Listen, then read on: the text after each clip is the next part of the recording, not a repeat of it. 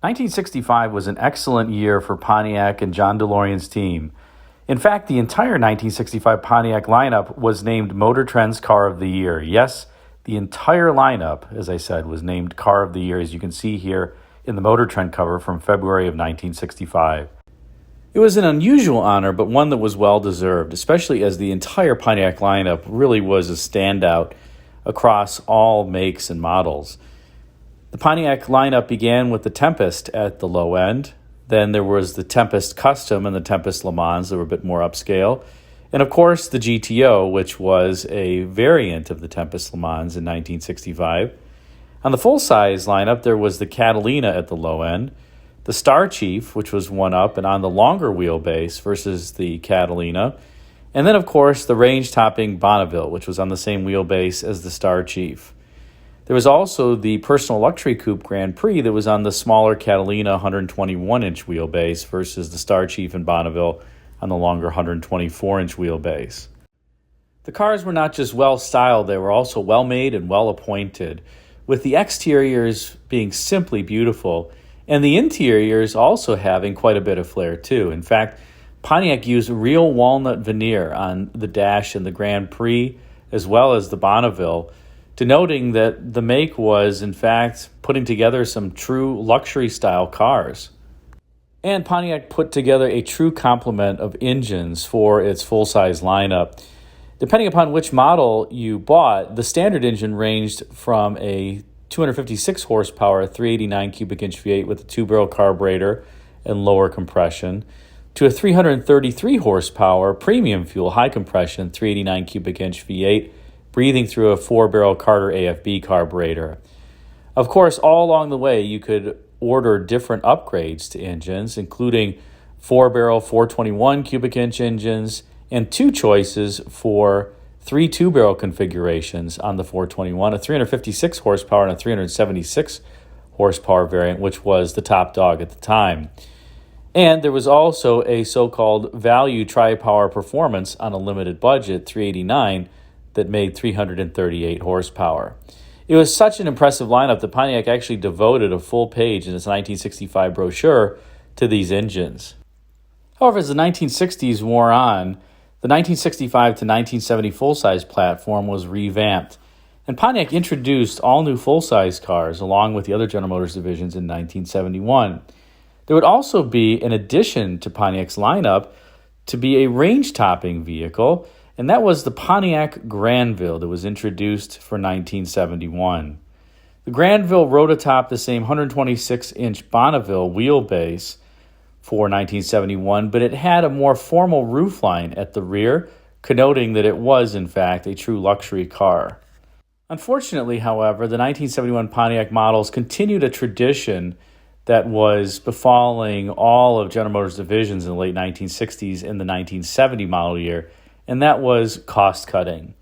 So while the 1971 Pontiac Grandville got a all-new exterior that some would say is handsome and others say has a rather long schnoz and looks kind of interesting, the interiors of the cars really suffered for the 1971 model year, even on this top-of-the-line Grandville.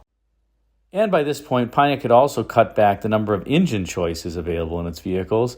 The Grandville was only available with the standard 455 cubic inch four-barrel V8, making 325 gross horsepower.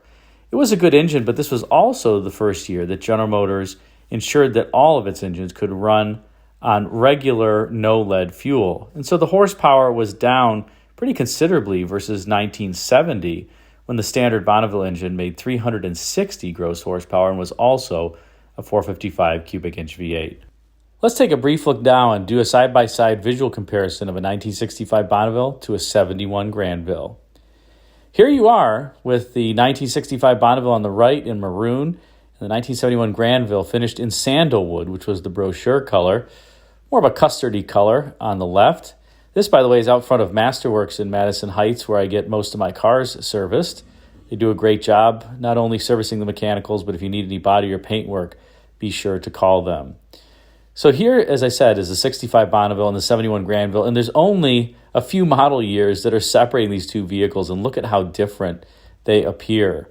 71 was also before the bumper standards came in. You notice that that bumper on the Grandville isn't going to do very much, nor is it necessarily on the Bonneville. But 1965 was really this peak Coke bottle styling you can see for Pontiac, denoted by this kick-up in the rear door, as well as a bulge out of the rear fender area if you were looking at the car from a bird's eye view up top. It's just an awesome looking automobile overall, and it looks visually wide. Take a look at the rear end here, this beautiful trim piece that says Bonneville, and then the 3 taillight theme that Pontiac had on the Bonnevilles was just an especially handsome looking design. And I think this car in maroon with the fender skirts, and even though it's a 4-door, I think it's maybe the best looking 4-door hardtop car ever. Certainly not in the penalty box if you're driving your family around in that maroon Bonneville. By contrast, you can see the Grandville has a dramatically different rear end with this horizontal 4 light theme. And you also notice the deck lid louvers that were part of the flow-through ventilation system for 1971. That was a failed innovation, if you will, that GM tried to introduce across its entire lineup for 1971. Those louvers would be gone in 1972, as some people were unfortunately asphyxiated by fumes backdrafting into them and into the cabin.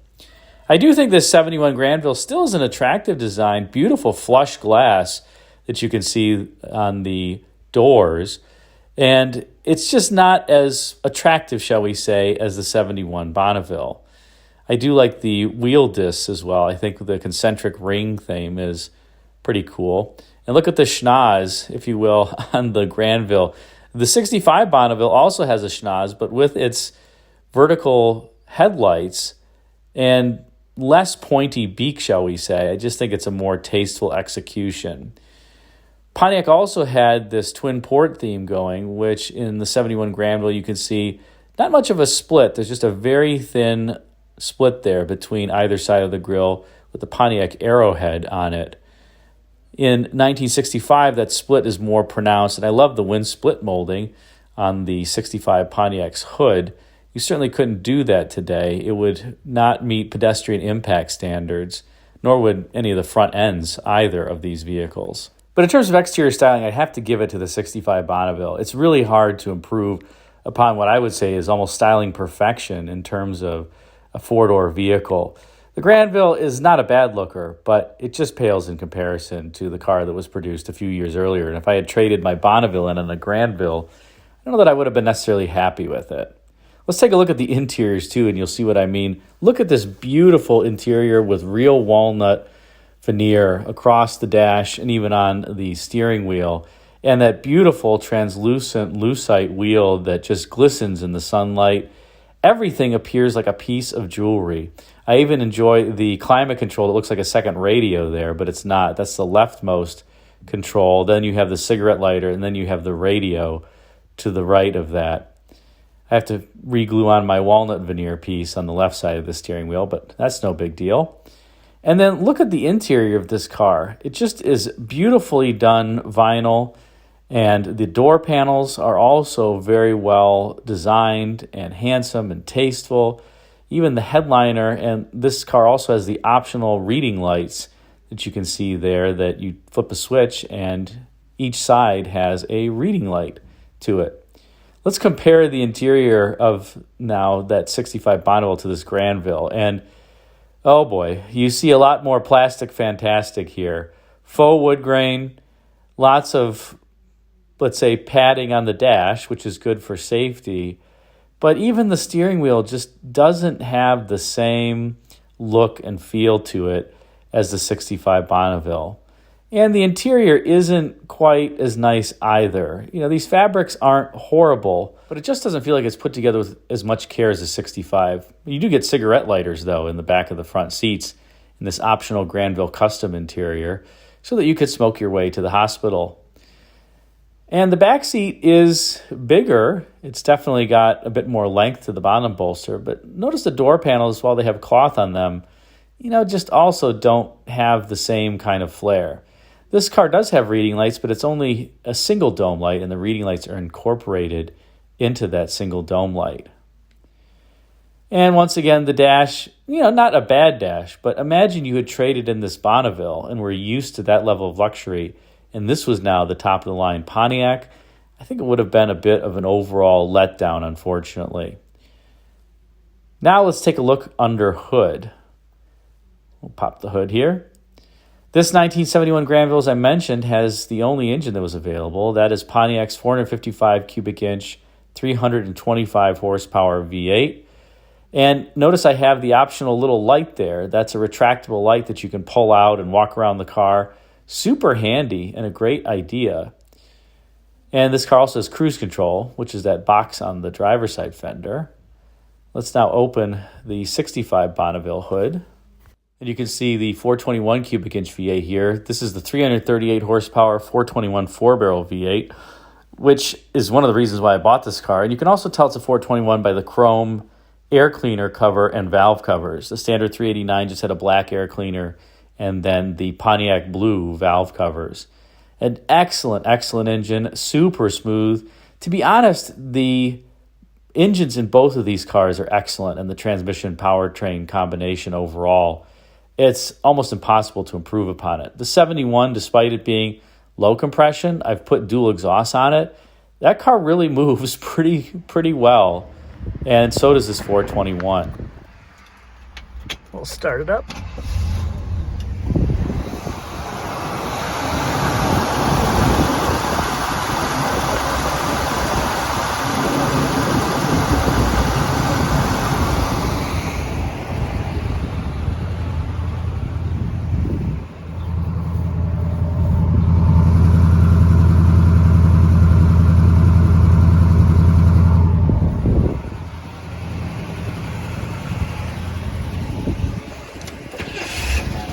Where else are you going to see two Pontiac engines running simultaneously?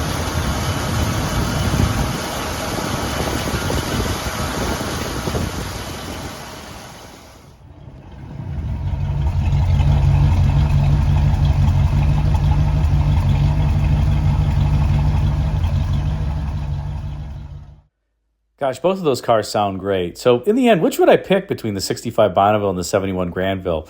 Well, as I said, I would have been honestly disappointed if I had traded in my Bonneville for that Grandville. The 65 just has so much more to it that makes it feel like a more expensive car. Not only is the exterior absolutely gorgeous, but the interior in that dash and the real wood trim, even the headliner, the seats, it's just a phenomenal car. And by the way, the 65 drives like butter. It's wonderful. The 421 is a superb engine. By the way, the 389, even the standard 389 two-barrels like I have in my 66 Catalina, excellent engines that are very peppy. They're hard to beat. And I can't imagine anybody going to a dealership, test driving a 65 Pontiac and saying, gosh, I don't want this car. It's too smooth, too quiet, too powerful. I don't want to buy it. The 71, in contrast, is really a contrast. It's just that. It doesn't feel nearly as luxurious as it was purported to be, and that is it was supposed to be a new range-topping automobile from Pontiac. But in truth, the styling is not as great. The car isn't as great of a looker, although it's a good looker overall. And I will say that at freeway speeds, the 71 is quieter inside. There is absolutely no wind noise with that flush glass. Pontiac did a wonderful job isolating the car from the road. But the chassis is a bit more jiggly, and the car is overall just heavier, obviously, than the 65 that it replaced. And it just doesn't have that luxury feel to it that the 65 has. That said, I will say, if you find one of the early 70s Pontiacs, they still do drive really well, and they just don't have the same level of interior and overall materials fit and finish care the 1960s models do. In any case, hope you enjoyed that comparison. If you did, be sure to like, comment, and subscribe, and check out the video thumbnails at bottom left and right for some suggestions for you. And let me know your thoughts. Which one would you prefer? Thanks for watching.